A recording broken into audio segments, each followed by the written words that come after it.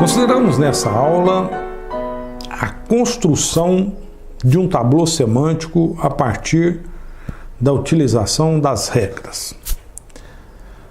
Ou seja, vamos aplicar várias regras em sequência a partir de uma ou mais fórmulas que já estão, digamos, escritas no tablô. E como veremos mais adiante, a partir de um tablô podemos concluir sobre propriedades semânticas das fórmulas da lógica proposicional. É isso que estamos procurando: construir um tablô e, a partir do tablô obtido, concluir fatos sobre as propriedades semânticas das fórmulas da lógica proposicional. Iniciamos com a construção de um tablô semântico bem simples, evidente, é o primeiro. E, nesse caso, a partir de um conjunto de fórmulas. Veja, considere esse conjunto de fórmulas, essas três fórmulas. Vamos escrevê-las no tablô. Tem aqui o tablô, o meu quadro. E vou enumerá-las. 1, 2, 3, uma abaixo da outra. Três fórmulas, três linhas, enumeradas de 1 a 3. Pois bem, vamos agora aplicar regras a essas fórmulas. Poderia aplicar a primeira, ou a segunda, ou a terceira. Vamos aplicar uma regra à segunda. E veremos, na sequência, que tanto faz. A escolha poderia ser a primeira, a segunda ou a terceira. Nesse caso, vamos aplicar a regra 2 à fórmula da linha 2. E por que aplicar a regra 2? Porque a fórmula da linha 2 é uma disjunção.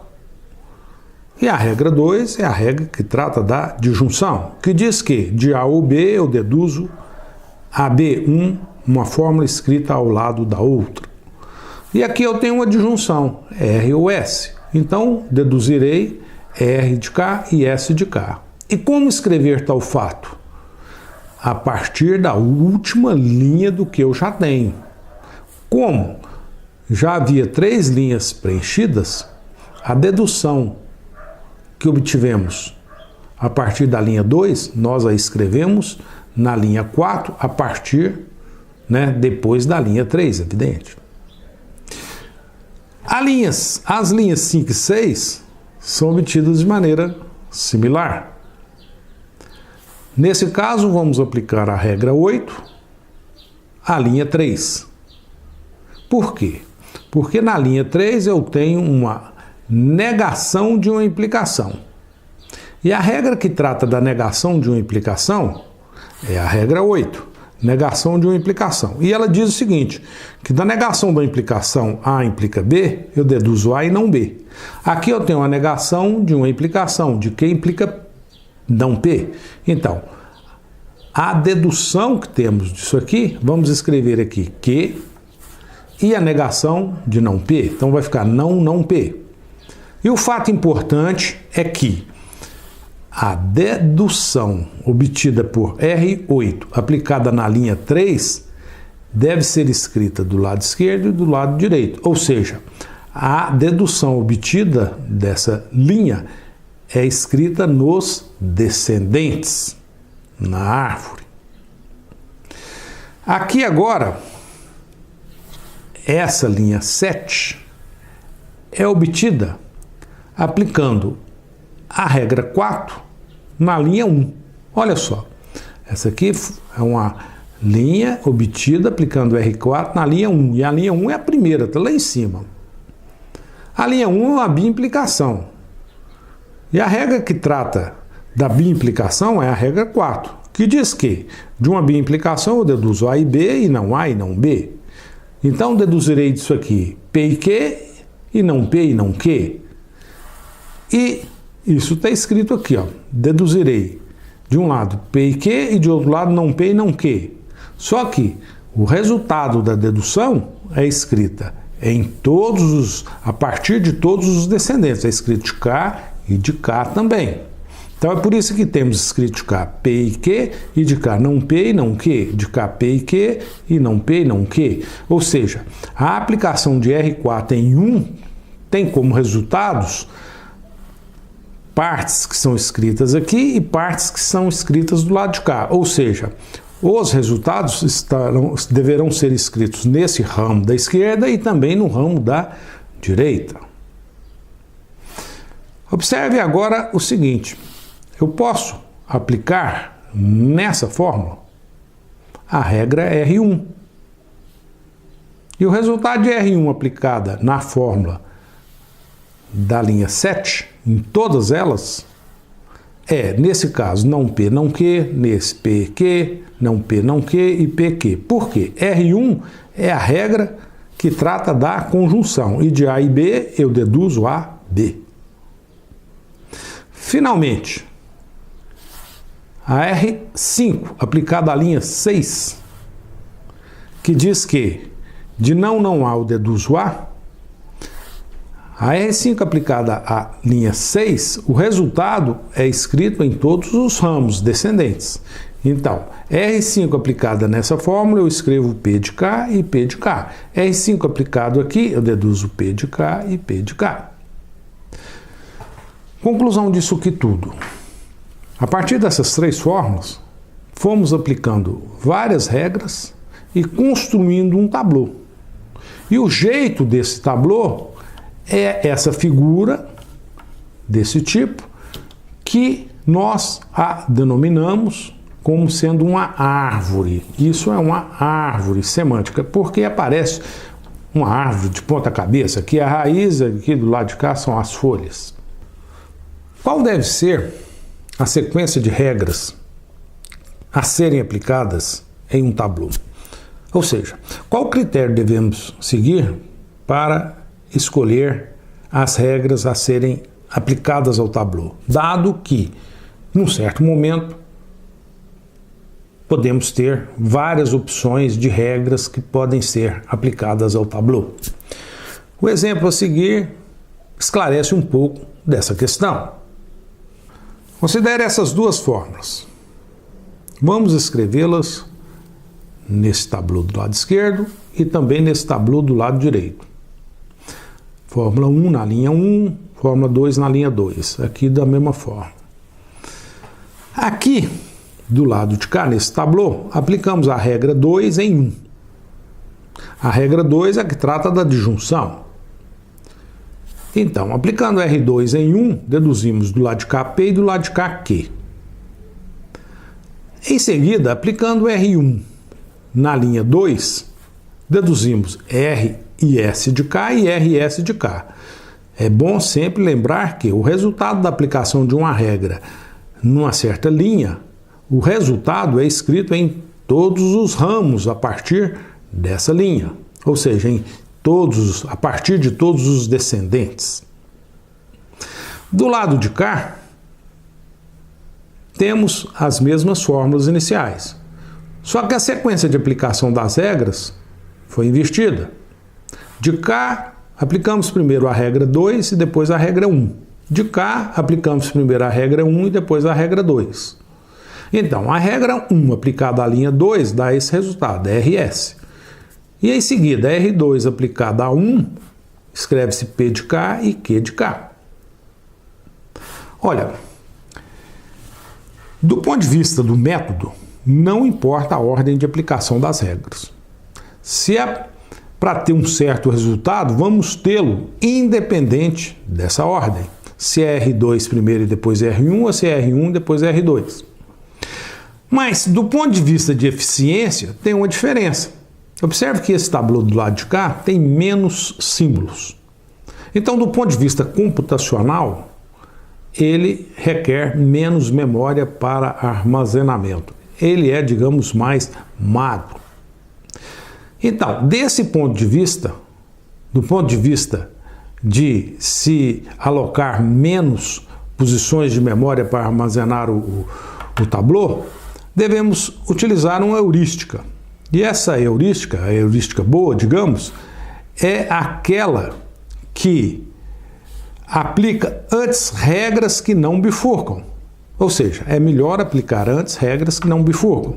E quais são as regras que não bifurcam? Dê uma olhada lá no conjunto das regras. R1, R5, R7 e R8 não bifurcam. Então, preferencialmente, é melhor aplicar as regras que não bifurcam, porque dessa maneira o tablô fica um tablô menor. Na sequência, consideramos um tablô um pouco maior, a partir de uma fórmula e com a aplicação de inúmeras regras. Veja o exemplo. Nesse exemplo, consideramos o desenvolvimento de um tablô um pouco maior. Uma construção de um tablô que parte de uma fórmula inicial, que está escrita aqui na linha 1, e, aplicando regras sucessivas, nós aumentamos o tablô. Ou seja, dada a aplicação dessas regras, nós deduzimos no tablô novas fórmulas a partir dessa fórmula inicial. Vejamos como são feitas tais deduções, tais inferências de novas fórmulas a partir dessa fórmula inicial. A fórmula inicial é uma fórmula que tem uma dupla negação no início, abre parênteses e fecha parênteses, e aqui dentro temos uma conjunção.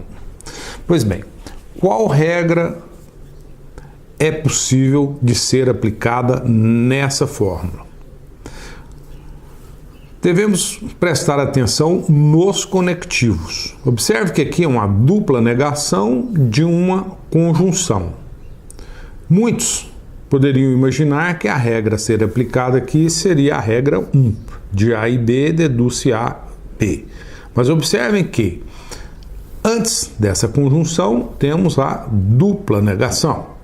E a regra que trata da dupla negação é a regra 5, que diz que de não há, deduzimos A. Então, nesse caso, de não, essa fórmula, aplicando a regra 1 nessa linha 1, deduzimos o resto da fórmula, o que está após a negação. Ou seja, na linha 2 escrevemos essa parte da fórmula inicial. Ou seja, eliminamos a dupla negação e escrevemos aqui o resto da fórmula. E é isso que ocorre na regra 5. A regra 5 é uma regra que elimina a dupla negação. Em seguida, na linha 2, aí sim, aplicamos a regra 1, porque a regra 1 é a regra que trata da conjunção, que diz que de A e B deduzimos a B e escrevemos B abaixo de A. Então, nesse sentido, dessa parte e essa parte, ou seja, desse A e esse B, deduzimos A e depois B. Deduzimos essa parte da fórmula, escrevemos na linha 3 e depois essa parte da fórmula escrevemos na linha 4. Em seguida, nesse caso, consideramos novamente a regra 1, só que agora aplicada na linha 3. Porque na linha 3 temos uma conjunção. E deduzimos no tablô, escrevendo abaixo da última fórmula, essa parte e depois essa parte.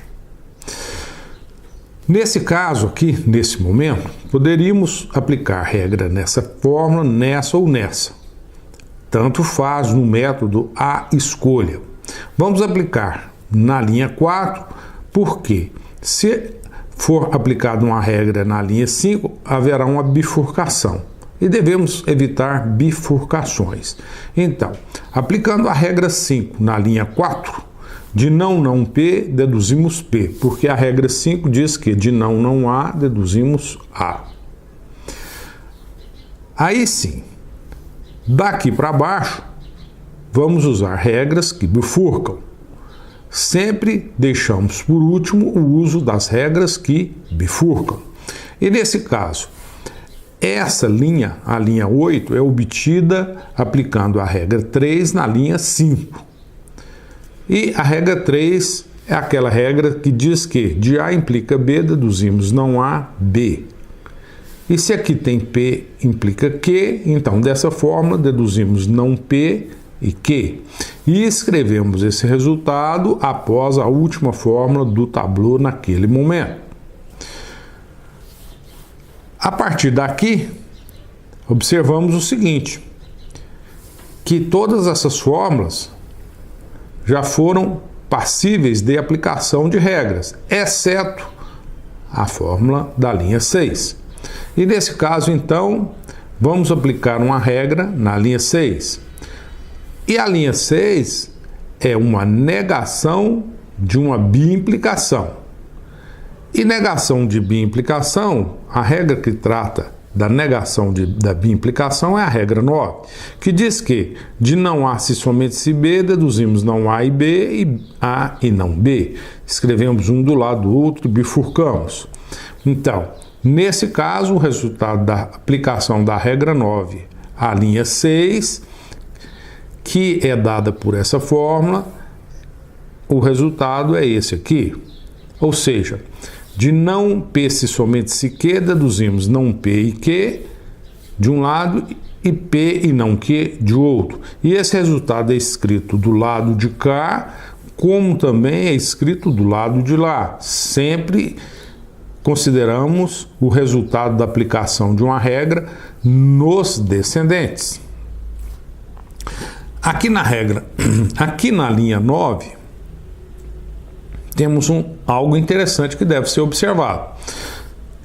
Em todos os casos temos conjunção. E sabemos que a regra que trata da conjunção é a regra 1. De A e B, deduzimos a B.